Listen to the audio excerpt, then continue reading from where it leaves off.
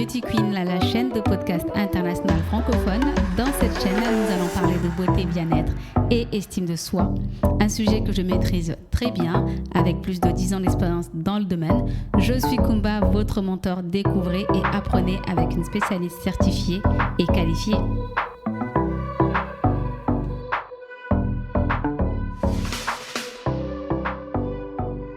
Bonjour et bienvenue dans ce nouveau podcast.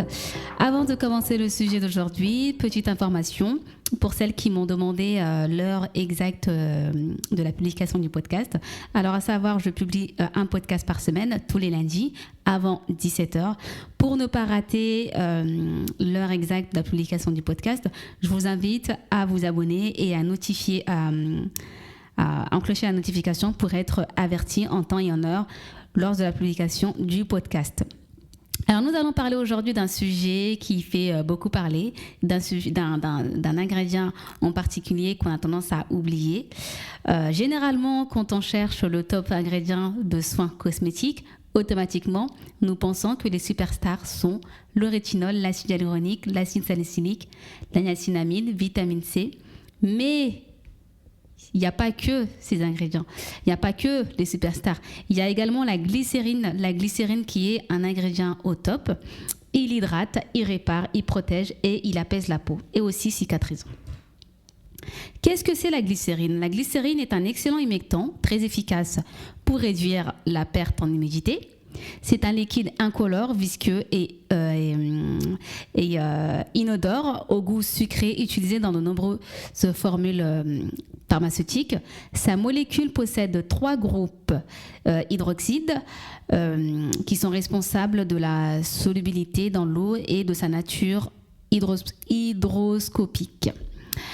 Alors, la glycérine, c'est vrai qu'on a tendance à un peu à zapper ce composant, alors qu'il est vraiment essentiel dans un soin. C'est un ingrédient qui est vraiment le top des actifs et on est très fréquemment utilisé il est très fréquemment utilisé dans les formules de soins de la peau, des cheveux et encore plus.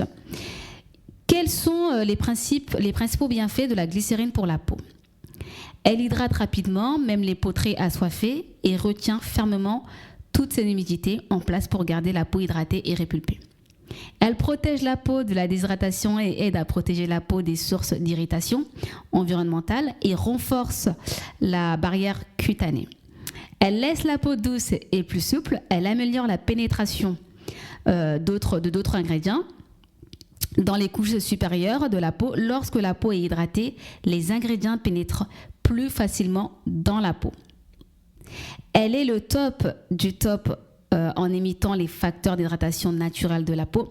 La glycérine est compatible avec tous les types de peau. Donc, il faut vraiment, quand vous allez choisir votre crème, maintenant commencer à prêter attention aussi à la glycérine parce que c'est un excellent composant qui est vraiment très très bien pour la peau. Il est quasiment majoritairement dans toutes les formulations, que ça soit pour la peau, pour le corps, pour le visage, les gels nettoyants pour le corps, visage et pour les cheveux aussi. Donc c'est vraiment un très très bon, c'est un actif qui est vraiment excellent qu'on peut l'avoir chez soi et aussi surveiller dans sa formulation, surtout si vous avez une peau sèche, une peau déshydratée. Et là, il va commencer un peu à faire froid, donc il faut vraiment, au lieu de regarder l'acide hyaluronique, etc., et tous ces actifs, prêter attention aussi à la glycérine parce que c'est aussi c'est un actif qui est très puissant, même si les marques ne le mettent pas vraiment en avant. Ils sont plutôt sur la partie hyaluronique, acide hyaluronique. En fait, c'est pas que les marques ne le mettent pas en avant, c'est parce que c'est vous ne prêtez pas trop attention à ça. Vous pensez que quand il y a de l'acide hyaluronique dans une formulation, c'est une formulation qui est excellente. Alors, ça peut arriver que dans une formule, il y a la formule contient pas d'acide hyaluronique, mais contient de la glycérine. Et la formule peut être aussi peut être mieux que la formule par rapport à celle qui contient l'acide hyaluronique. Mais vu que les consommateurs sont focalisés sur l'acide hyaluronique, la vitamine C, rétinol, etc., etc. Donc forcément, c'est les composants, les actifs que les marques vont plus mettre en avant. Alors, il faut savoir, c'est qu'il existe 2 types de glycérine. Il y a la glycérine végétale, naturelle, et la glycérine d'origine animale. La glycérine végétale naturelle, elle est obtenue lors de la saponification à partir d'huile végétale, l'huile d'olive, l'huile de coco. Elle peut aussi provenir de la fabrication de biocarburants à partir d'huile de colza, de tournesol, de soja. Elle est alors considérée comme un sous-produit de cette industrie. Et vous avez la glycérine d'origine animale. La glycérine d'origine animale peut aussi être obtenue par saponification de graisse animale, généralement gras de poulet et de bœuf, provenant de l'industrie agroalimentaire. Donc pour les véganes, donc maintenant vous savez qu'il existe aussi une glycérine d'origine animale. Ça, c'est des petites choses que généralement ils sont pas assez, c'est pas assez distingué dans les formules. Donc ça peut aussi vous donner une idée, un truc en plus ou des questions à poser. Admettons, si vous avez une animatrice commerciale d'une marque ou une représentante d'une marque, vous pouvez lui poser la question, est-ce que la glycérine, si la marque elle est pas végane et qu'ils utilisent des produits d'origine animalière, et que vous utilisez uniquement des produits naturels mais qui ne contiennent pas d'ingrédients d'origine animale, parce que ça peut arriver qu'il y a des produits naturels mais qui utilisent quand même des produits d'origine, qui rajoutent dans la formulation des ingrédients, des actifs d'origine animale. Donc c'est pour ça que là, pour le coup, vous allez pouvoir poser la question si c'est pas stipulé derrière dans le pot, dans la liste Twinkie. Vous pouvez lui demander à la personne, est-ce que la glycérine qu'il y a dedans, elle est d'origine végétale et d'origine animale. Ça, je suis quasi sûre à 100%, il va y avoir très peu de personnes qui vont pouvoir vous répondre, parce que généralement on les forme pas trop sur ça.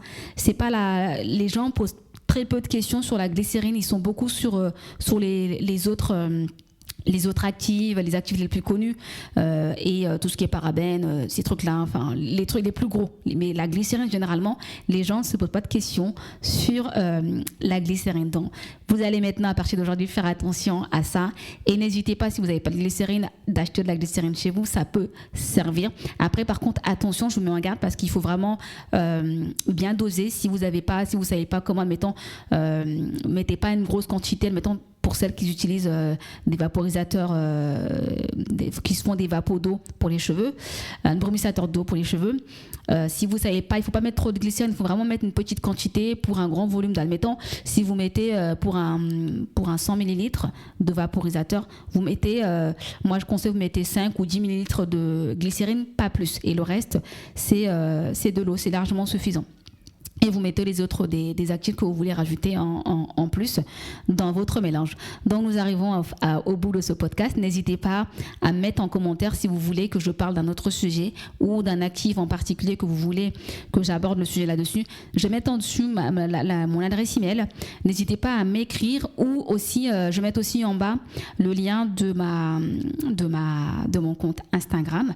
Vous pouvez aussi me suivre et aussi m'envoyer des messages si vous avez vraiment envie que je traite en particulier un sujet en particulier ou une problématique en particulier. Alors, information aussi très importante. Prochainement, je vais commencer à faire des podcasts. J'ai pas encore déterminé la date exacte.